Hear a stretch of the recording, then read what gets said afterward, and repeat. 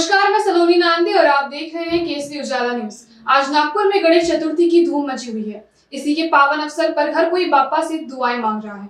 ऐसे में कांग्रेस के नेता विजय वडेट्टीवार ने जनता को गणेश चतुर्थी की शुभकामनाएं देते हुए कहा कि वे बापा से प्रार्थना करेंगे कि महाराष्ट्र में फिर से खुशी और सुख के दिन आए और राज्य के सारे संकट दूर हो जाए।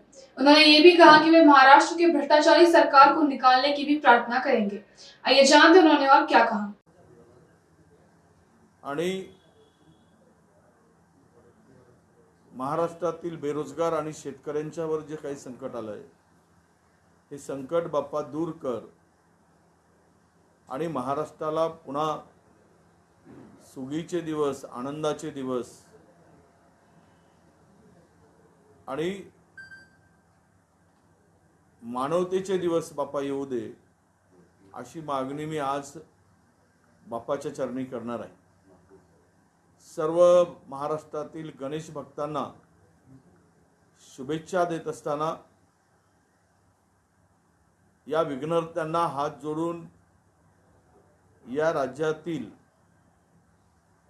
लुटारूंचं आणि महाभ्रष्टाचारी सरकार घालवण्याची सद्बुद्धी आम्हा सर्वांना दे आणि 11,70,000 हेक्टरवर पिकांचं नुकसान झालं। मराठवाड्यातील 4 जिल्ह्यातील शेतकरी रडतायत। त्यांना या सर्व संकटातून मदत करण्यासाठी शासनाला सद्बुद्धी देत असताना लवकरात लवकर मदत त्यांच्या पदरी पडेल ही सुद्धा काळजी घेण्याची आवश्यकता आहे। म्हणून मी